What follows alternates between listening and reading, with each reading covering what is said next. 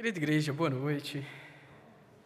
Nós vamos continuar nossas exposições no Evangelho de Marcos. Hoje a gente termina o capítulo 15. A gente está quase chegando ao final do livro. Peço que você abra comigo a sua Bíblia em Marcos, capítulo 15.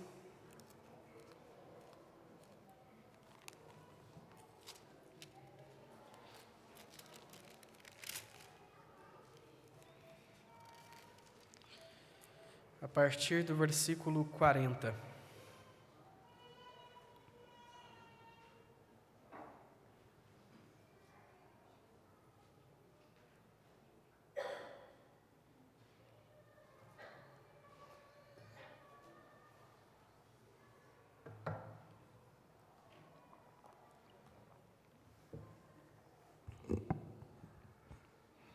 Marcos 15, de 40 a 47.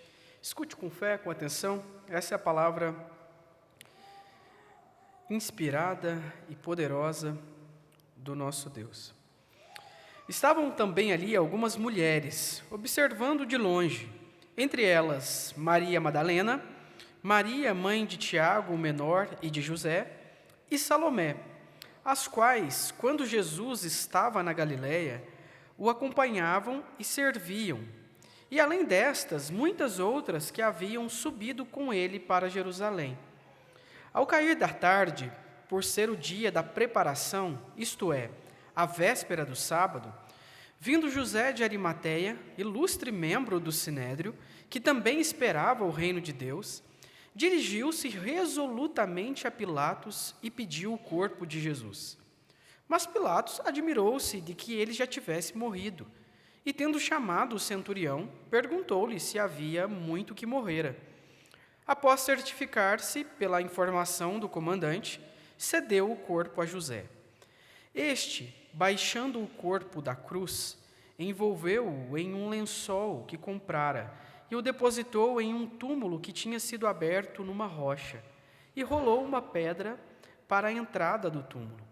Ora, Maria Madalena e Maria, mãe de José, observaram onde ele foi posto. Só até aqui a leitura da palavra de Deus. Vamos orar mais uma vez, suplicando o favor do Senhor sobre nós nessa noite.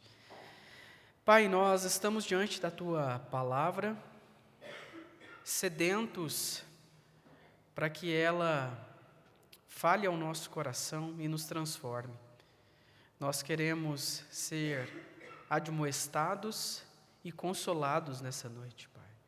Nós queremos ouvir o Teu chamado a uma vida de arrependimento, mas ao mesmo tempo o encorajamento que vem junto pela Tua palavra, Senhor.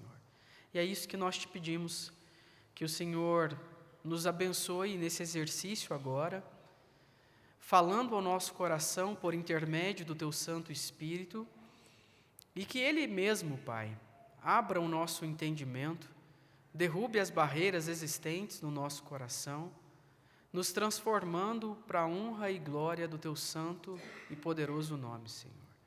Essa é a oração que fazemos enquanto igreja nessa noite, em nome do Teu Filho Jesus. Amém.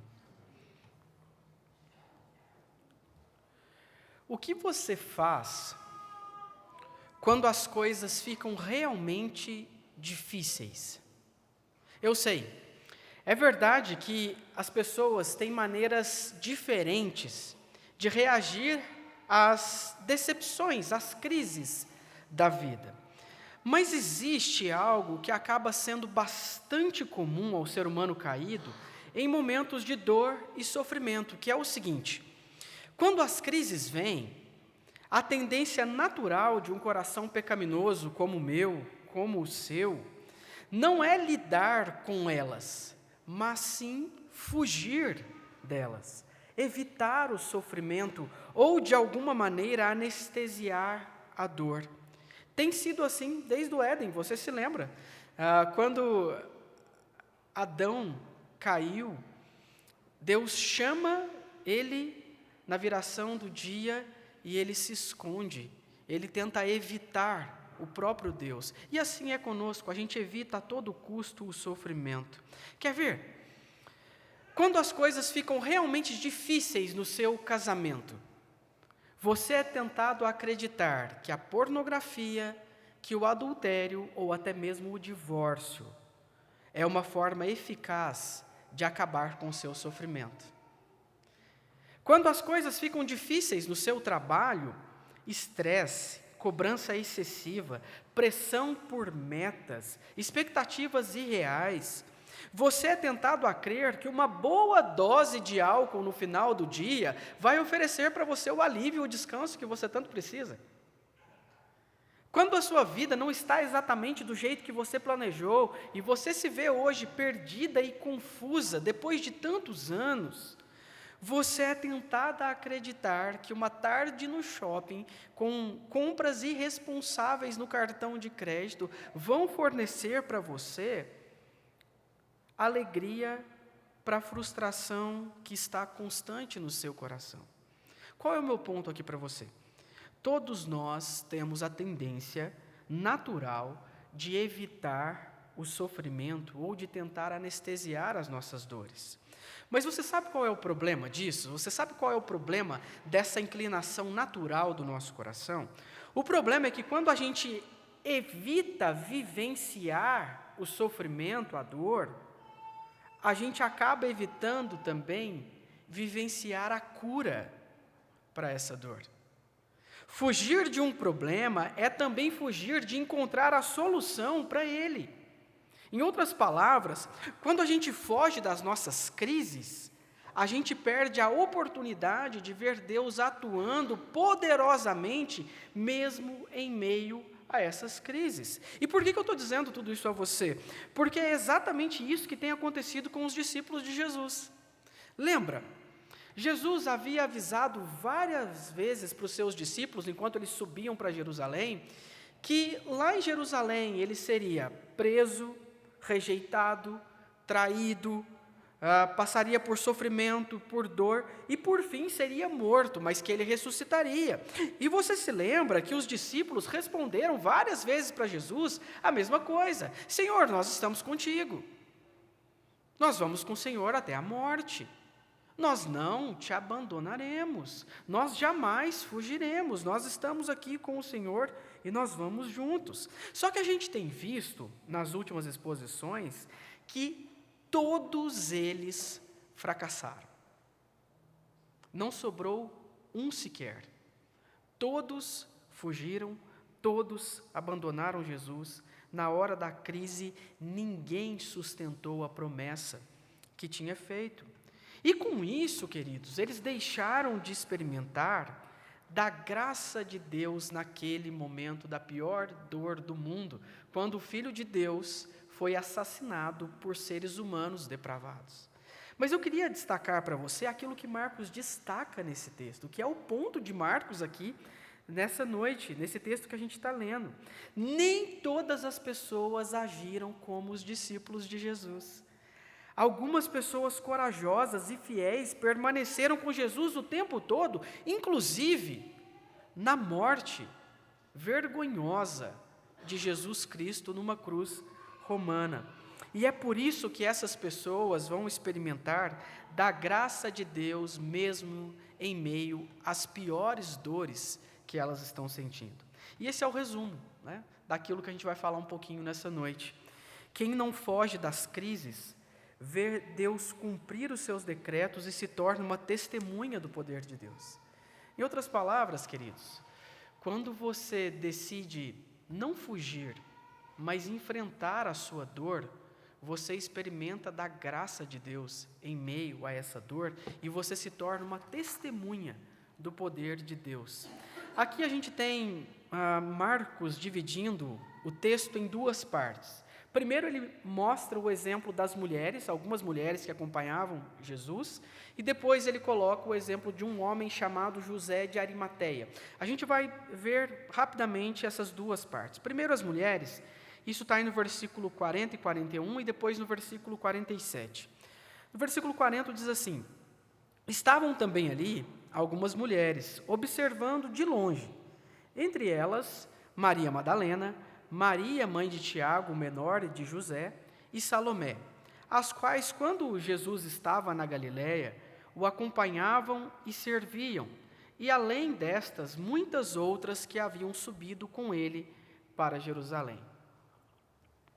O que é importante aqui, queridos? Primeira coisa, Marcos está fazendo questão de mostrar para o seu leitor que o que ele está contando é um fato histórico.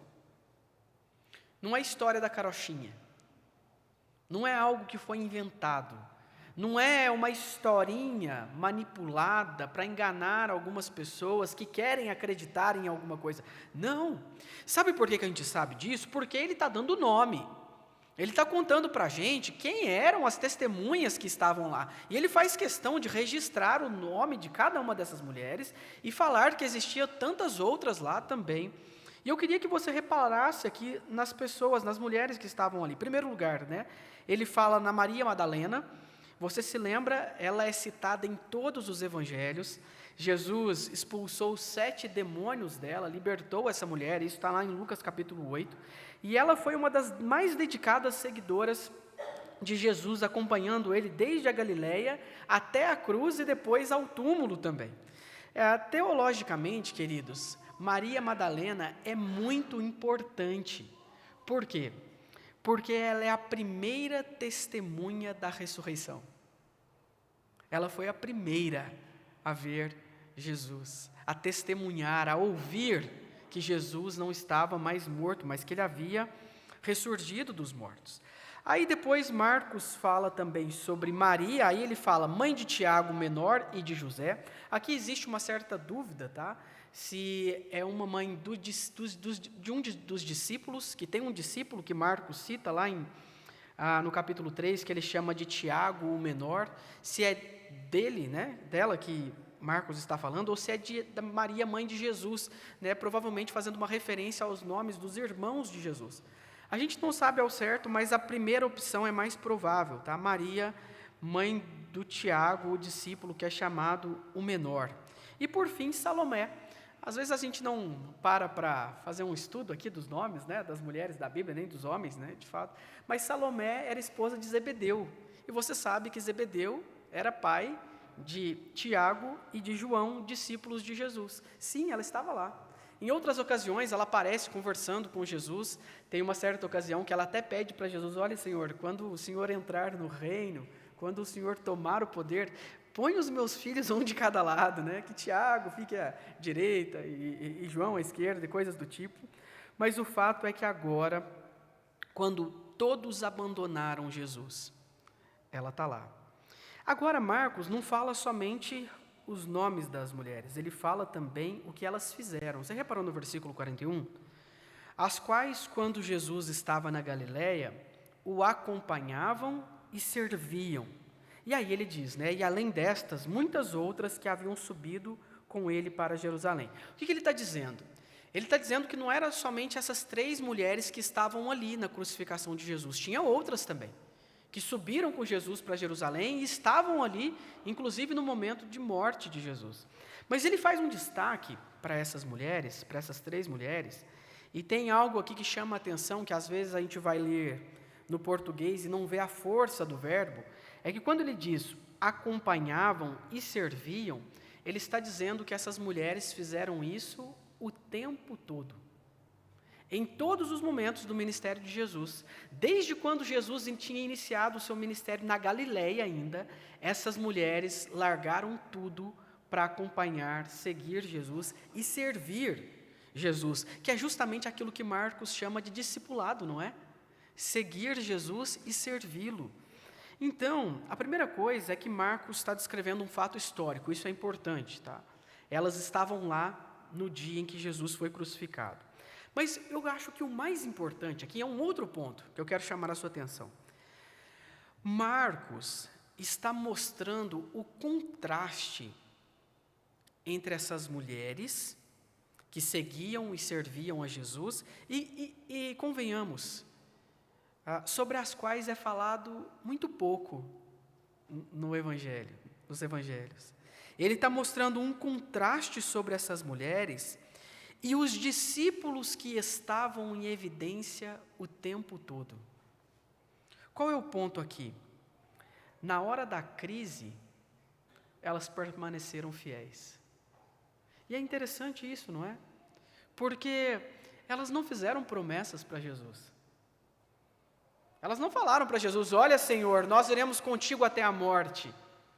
Nós jamais te abandonaremos. Não, quem fez essas promessas, quem fizeram essas promessas foram os discípulos, que já tinham todos aqui fugidos nesse exato momento.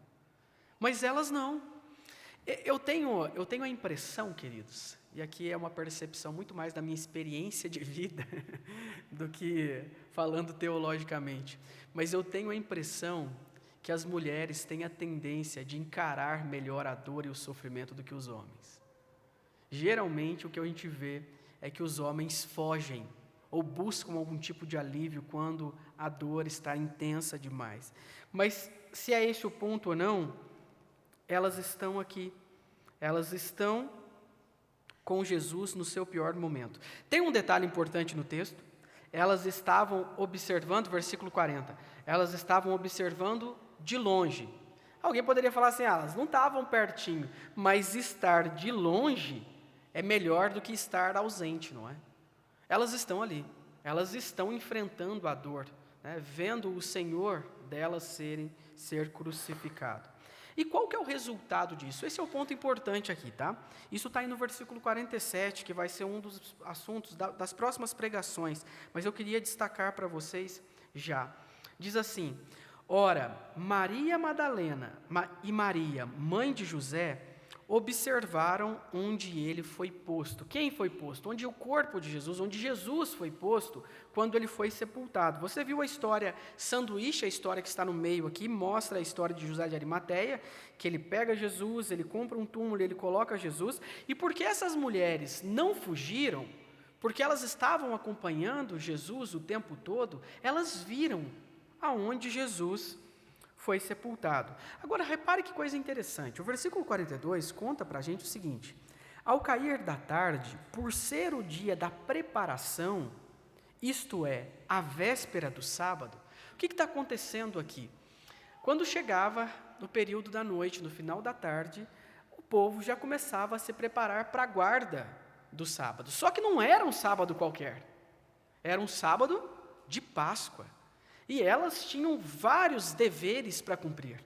Todo o povo judeu tinha diversos rituais para serem cumpridos. Então elas vêm onde Jesus é colocado, mas até então elas não vão ali. Elas vão lá somente no domingo pela manhã.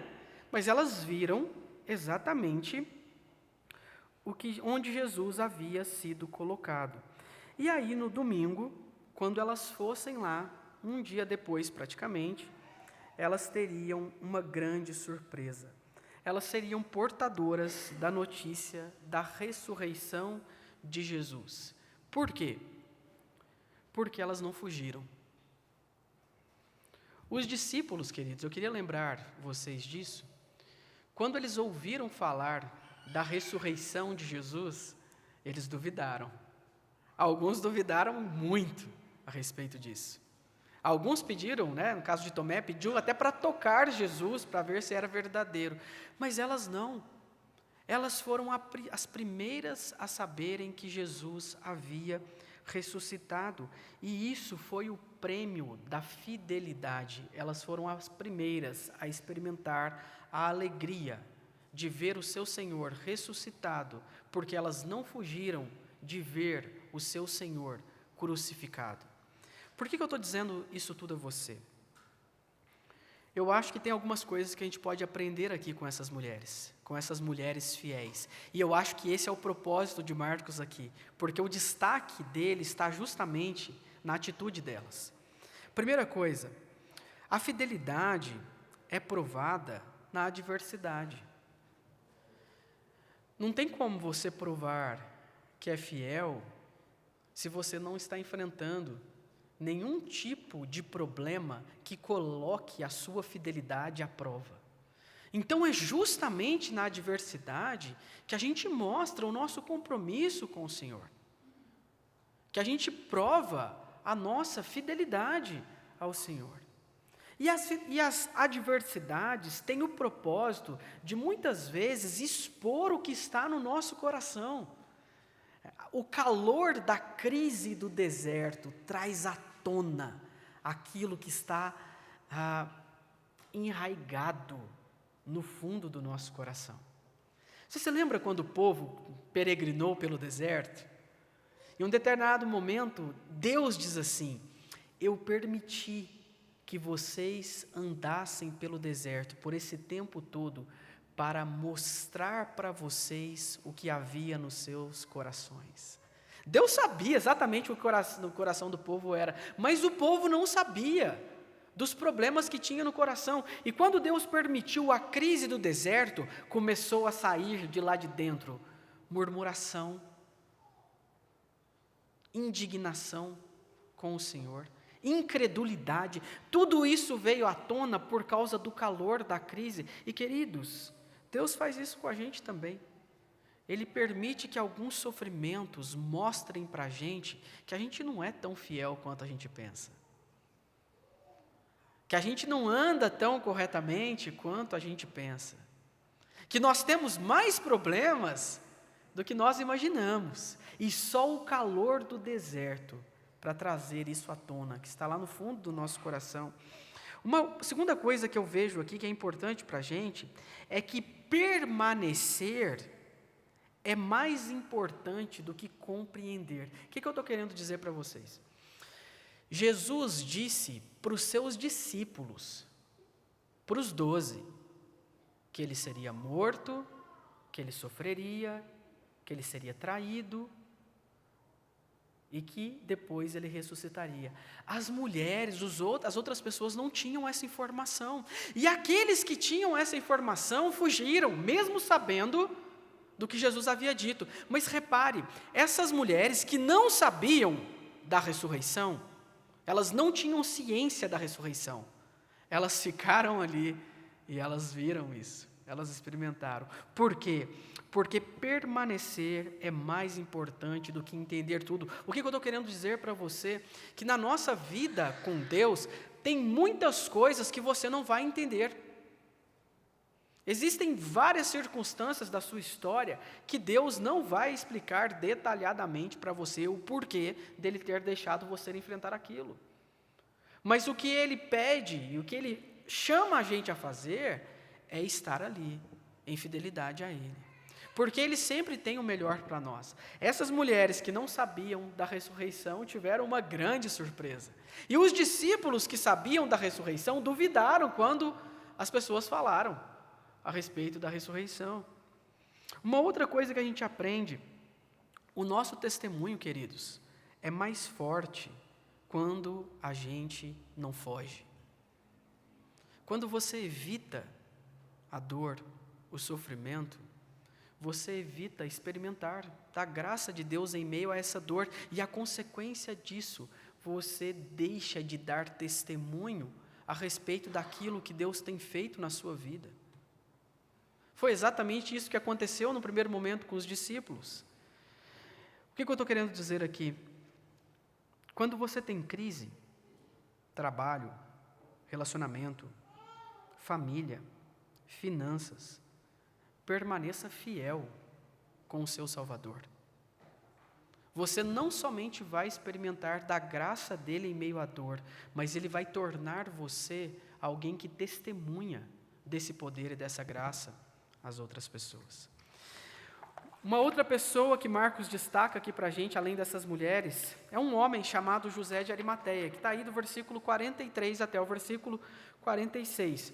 O versículo 43 começa dizendo, o seguinte: vindo José de Arimateia, ilustre membro do Sinédrio, que também esperava o reino de Deus, dirigiu-se resolutamente a Pilatos e pediu o corpo de Jesus. Vale lembrar que a Bíblia fala um pouquinho sobre esse homem, tá? A gente tem algumas outras informações nos outros evangelhos a respeito de quem era esse homem.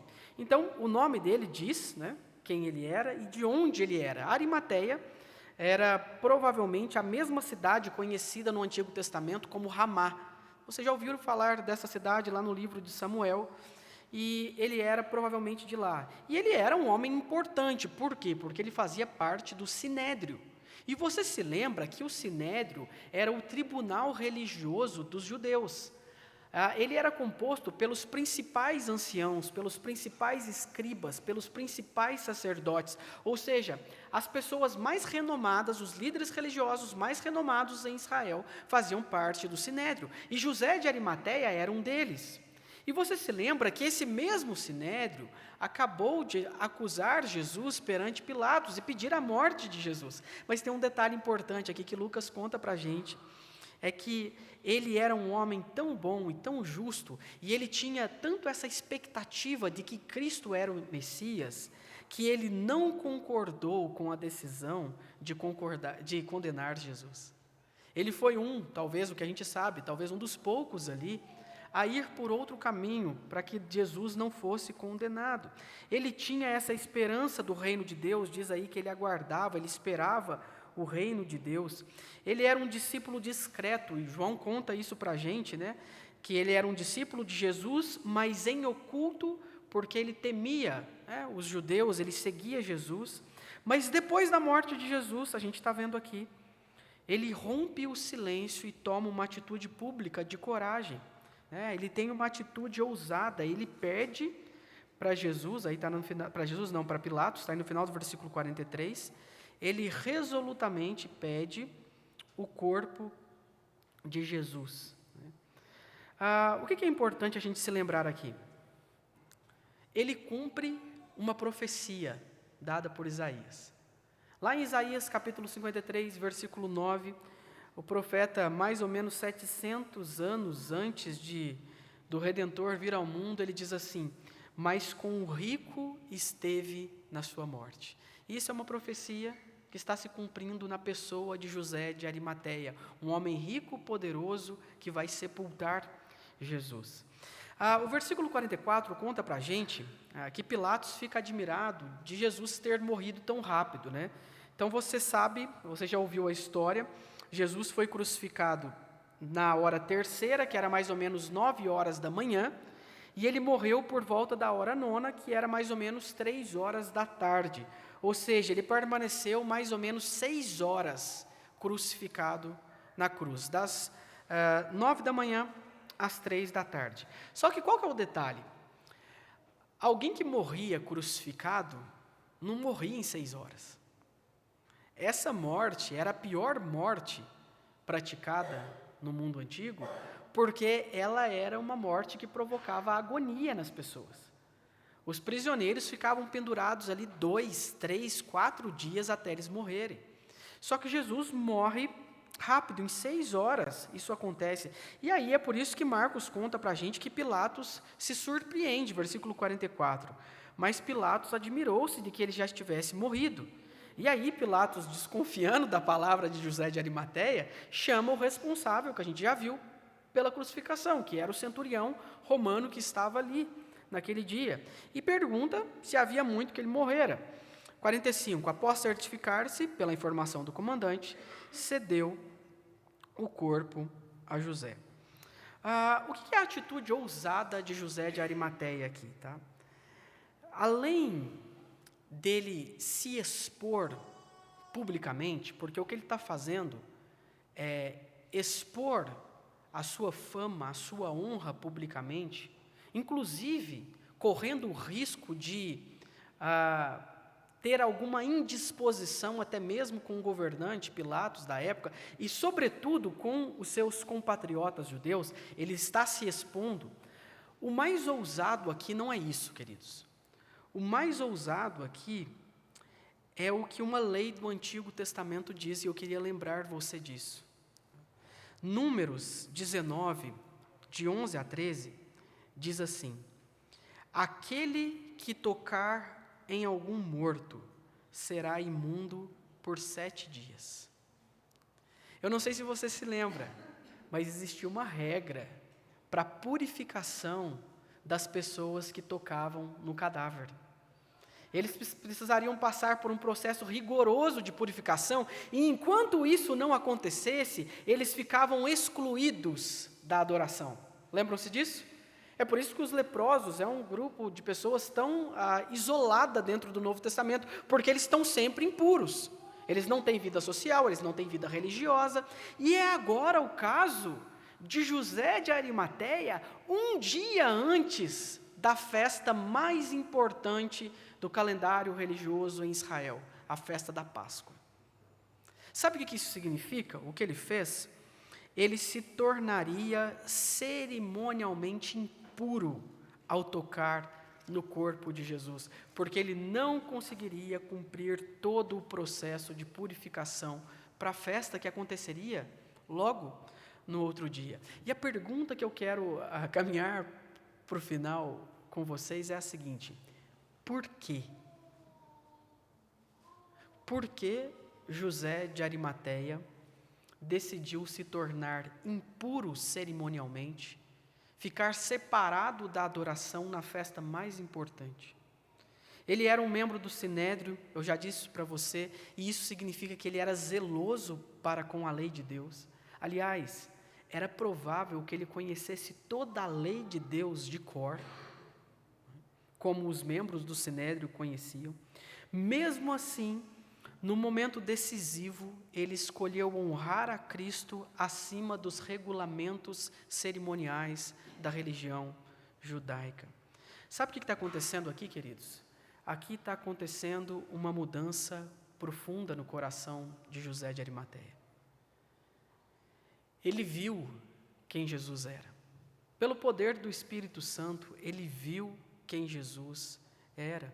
E a fé que ele tinha em Jesus supera todo esse compromisso dele por esse antigo sistema religioso, porque ele percebeu que Jesus era o verdadeiro Cordeiro Pascal que acabara de ser sacrificado no lugar dele. Ele não precisava mais da festa. A festa no outro dia não faria mais sentido para ele, porque a festa no coração dele tinha acabado de acontecer. Ele viu quem Jesus era. E ele sabia que ele não ficaria mais impuro diante de Deus, porque a morte de Jesus significaria pureza para ele diante de Deus. Pensando nisso, queridos, sobre essa postura de José de Arimateia, onde ele vê, ele crê, e isso muda tudo na vida dele, eu me pergunto muitas vezes, e nós? Será que nós entendemos? Será que a maneira como nós lidamos com as nossas crises, com os desafios que a vida nos traz, com os problemas que a gente tem, será que o nosso comportamento, o nosso pensamento, a nossa fala, as nossas emoções, as nossas vontades, tudo isso tem demonstrado uma nova perspectiva sobre a realidade, onde a gente enxerga o Salvador que a gente tem e o preço que Ele pagou por nós? Ou será que as nossas fugas, os nossos medos, as nossas tentativas tolas de anestesiar a dor, não têm revelado a nossa falta de perspectiva no coração a respeito de quem Jesus é e do que Ele fez por nós? O caso de José de Arimateia é bastante categórico, irmãos. Quando o nosso coração é transformado, toda a nossa vida é transformada. Quando a gente entende quem Cristo é e o que Ele fez por nós, nós não vivemos mais da mesma maneira. Nós não ficamos escravizados mais aos mesmos medos, aos mesmos padrões de comportamento, à mesma vida, repetindo práticas, comportamentos de fuga, de tentativa de anestesiar as dores e o sofrimento, porque a gente entende que o que Cristo fez por nós é suficiente para nos conduzir com coragem, com fidelidade. E a pergunta que eu me faço nessa noite, eu faço para você também: será que é isso que o nosso coração tem demonstrado?